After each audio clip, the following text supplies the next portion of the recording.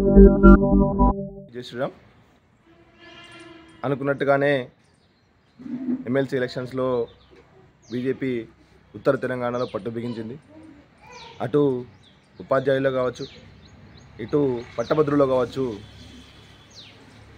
కాంగ్రెస్కు చెంప చెల్లుమనేటట్టు ఇచ్చిన వాగ్దానం నెరవేర్చలేకపోగా అన్ని అసత్య ప్రచారాలు చేసుకుంటూ కాలం గడుపుతున్నాడు కాంగ్రెస్కి.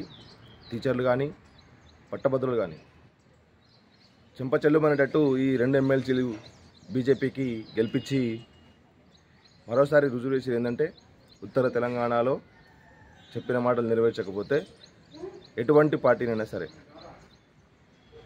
అటు మొన్నటికి మొన్న వరకు బీఆర్ఎస్ కావచ్చు, ఇప్పుడున్న కాంగ్రెస్ని కావచ్చు, దెబ్బ కొట్టిన ఏదైనా చైతన్యవంతమైన ప్రాంతం ఉన్నదంటే అది కేవలం ఉత్తర తెలంగాణ మాత్రమే.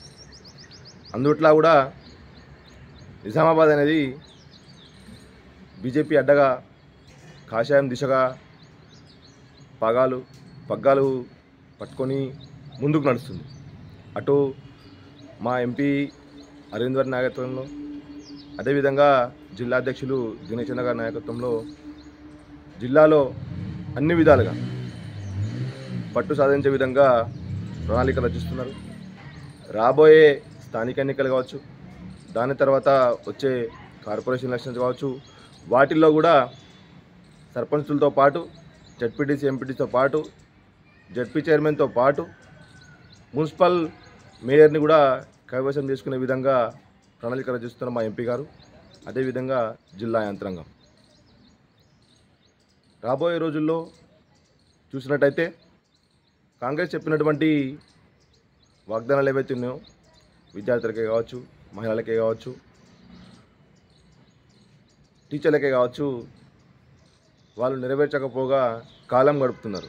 ఇప్పటికే సర్పంచుల కాలం అయిపోయి సంవత్సరం అవుతుంది. ఇప్పటికి కూడా ఎలక్షన్లో ఊసలేదు. వినిపిస్తుంది ఏంటంటే, ముందు సింబల్ మీద కొట్లాడిన తర్వాత సర్పంచులకు పోతాం.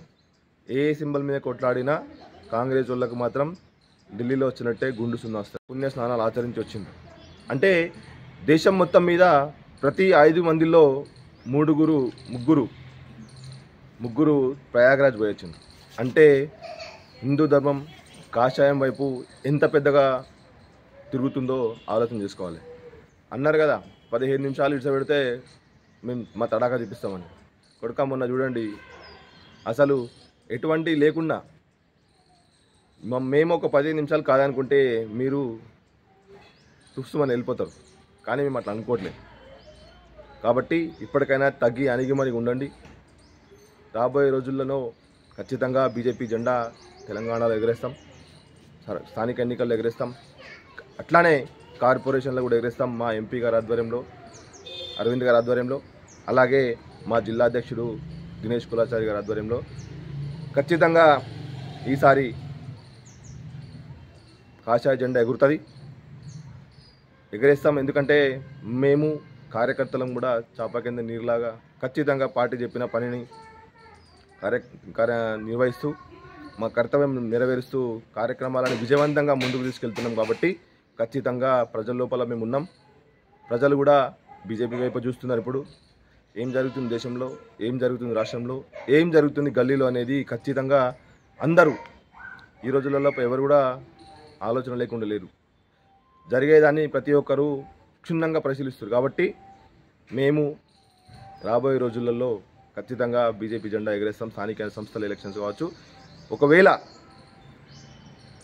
తొందరలో వినిపిస్తుంది ఏంటంటే బై ఎలక్షన్స్ కూడా రావచ్చు. మొన్నటికి మొన్న బీఆర్ఎస్ వాళ్ళు కాంగ్రెస్ వాళ్ళ మీద వేసినటువంటి అంటే పార్టీ మారిన ఎమ్మెల్యేల మీద బర్తరఫ్ కోసం కేసు వేసారు. కాబట్టి తొందరలోనే బై ఎలక్షన్స్ కూడా వచ్చే అవకాశం ఉంటుంది. కాబట్టి ఆ బై ఎలక్షన్స్లో కూడా మేము ఖచ్చితంగా గెలిచి తీరుతామని నమ్మకం మాకున్నది. ఎందుకంటే మేము చేసే పనులు, అభివృద్ధి పనులు అటువంటి ఉన్నాయి. దేశంలో నరేంద్ర మోడీ గారు ఉన్నంత వరకు, రాష్ట్రంలో పట్టుబడి నాయకులు ఉన్నంత వరకు, జిల్లాలో, రాష్ట్రంలో, దేశంలో ఖచ్చితంగా మేము కాషాయం జెండాని పట్టుకొని ఉంటాం. కాషాయ జెండాని మాత్రమే గెలిపించుకుంటాం.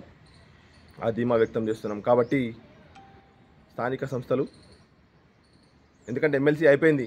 ఎమ్మెల్సీలో గ్రాడ్యుయేట్స్లో అంజిరెడ్డి గారు, టీచర్స్లో మల్క కుమరయ్య గారు ఘన విజయం సాధించిన తర్వాత ఉత్తర తెలంగాణలో బీజేపీ వర్గాల్లో మరింత ఉత్సాహం ఉంది. ఎందుకంటే కాంగ్రెస్ వాళ్ళు డబ్బులు వంచిరు, మద్యం వంచిండ్రు, కానీ బీజేపీ వాళ్ళు అసలు మద్యం వంచలే, డబ్బు వంచలే, కానీ గెలుచుకున్నాం. గ్రాడ్యుయేట్స్ మేము గెలుచుకున్నాం కాబట్టి అందరికీ ధన్యవాదాలు, శుభాకాంక్షలు. 2 ఎమ్మెల్సీ సీట్లు మాకు గెలిచిచ్చినందుకు.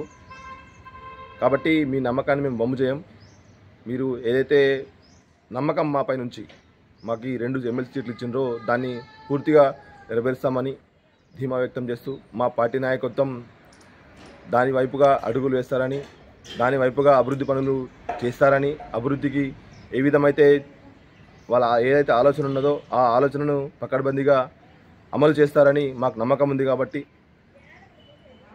మాకు మంచి మద్దతునిచ్చినందుకు అందరికీ ధన్యవాదాలు, శుభాకాంక్షలు. భారత్ మాతకి జై. నేను సందీప్ కుమార్, బీజేపీ రాష్ట్ర ఎస్సీ మోర్చా కార్యవర్గ సభ్యుల్ని. బీజేపీ తెలంగాణలో ఏం గెలుస్తాను. ఢిల్లీలో కేజ్రీవాల్ని చిత్తు ఓడించి 48 సీట్లు గెలుచుకున్నాం. సొంతంగా గవర్నమెంట్ ఏర్పాటు చేస్తాం. ఆ ఢిల్లీలో గెలిచినటువంటి ప్రాంతంలో నేను కూడా 2 అసెంబ్లీలలో ప్రచారం చేయడం జరిగింది. మా ఎంపీ గారి ఆదేశాల మేరకు నిజామాబాద్ నుంచి ఒక 6గురం ఢిల్లీ వెళ్ళినాం. ఆర్కేపురం మరియు జంగ్పురాలో మనం చూసినట్టయితే ఈ లిక్కర్ స్కామ్ సంబంధించిన ఎవరైతే సూత్రధారి పాత్రధారి ఉన్నారో కేజ్రీవాల్తో పాటు మనీష్ సిసోడియాని చిత్తు ఓడించడం. అదేవిధంగా ఆర్కేపురంలో ప్రమిళ తోకస్ అనే ఆమ్ ఆద్మీ పార్టీ అభ్యర్థిని చిత్తుగా ఓడించడం.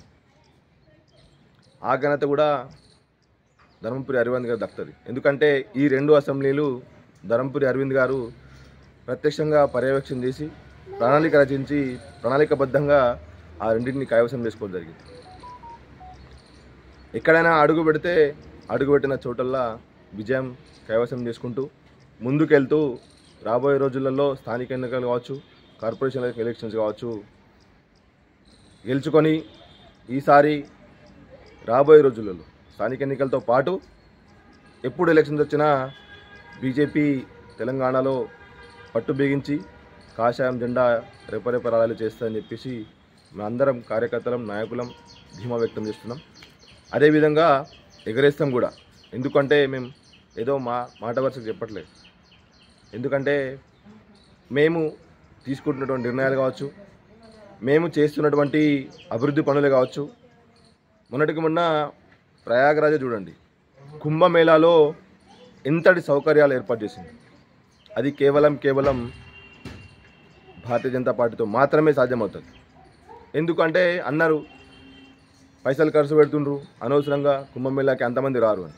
కానీ 70 కోట్ల మంది 45 రోజులలో 75 కోట్ల మంది ఎటువంటి ఇబ్బందులు లేకుండా అక్కడ ఉన్నటువంటి సౌకర్యాలను సద్వినియోగం చేసుకొని